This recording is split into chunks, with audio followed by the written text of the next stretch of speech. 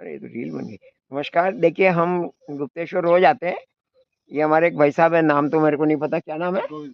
गोविंद सिंह जी है, लेकिन हमने इनको रावली तोप के नाम से हमने इनका नाम सेव कर रखा है। रेती स्टैंड पे LIC का जहाँ ऑफिस है उसके सामने इनका ट्रांसपोर्ट का बिजनेस है।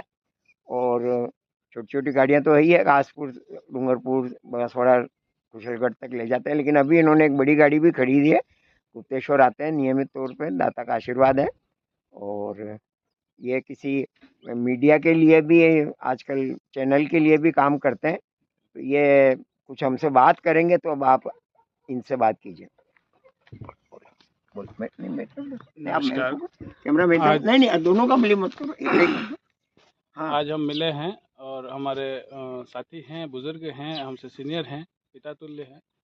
हम ने सुना कि आप मानसरोवर, कैलाश मानसरोवर की यात्रा पे होके आए हैं।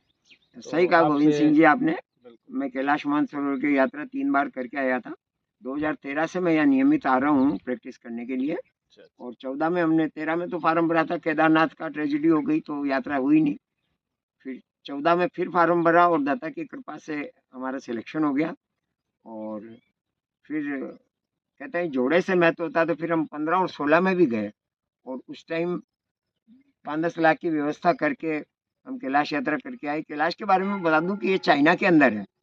और कैलाश और मानसरोवर अलग अलग चीजें हैं। कैलाश एक पर्वत है और मानसरोवर एक झील है। अच्छा, तो कैलाश की जो परिक्रमा होती है वो 54 किलोमीटर की होती है, 4 दिन में होती है। और मानसरोवर की झील है, आजकल उसमें चाइना ने सड़क बना दी है, वो बस से भी यात्रा कराते हैं। कैलाश में जाने के लिए 21 दिन का टूर होता है। तो पहले 7 दिन इंडिया में पैदल चलना पड़ता है। पिथौरागढ़, धारचूला, सिरखा, गाला, बुद्धि, गुंजी, वो बॉर्डर पार करा के हमको चाइना में भेज देते हैं। और ये मिनिस्ट्री के थ्रू यात्रा होती है, मिनिस्ट्री ऑफ एक्सटर्नल अफेयर्स। तो वहाँ पे जाके भी फिर 7 दिन तक वहाँ रहना पड़ता है।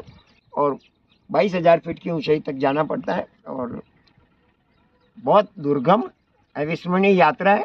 और उसको जो है बहुत अनुभव है मेरे। मुझे 10 साल बाद ये प्रेरणा हुई है कि मैं मेरे इन अनुभवों को किताब के रूप में लिखूं, जो अभी छप के आ गई है। आस्था का सफ़र कैलाश मानसरोवर अमेजन वगैरह पे मिल रही है। लेकिन मेन बात ये नहीं है। मेन बात यह है कि ये बहुत दुर्गम यात्रा है। मौसम का कोई ठिकाना नहीं होता है। कभी -20 डिग्री होता है, धूप का कोई ठिकाना नहीं होता है, बहुत तेज होती है। अगर चश्मा नहीं लगाओ तो आंखें फूट जाए, स्किन बर्न हो जाती है। कभी तो 7 कपड़े पहनने पड़ते हैं, कभी 8 कपड़े पहनने पड़ते हैं। और रोज 6 किलोमीटर, 8 किलोमीटर,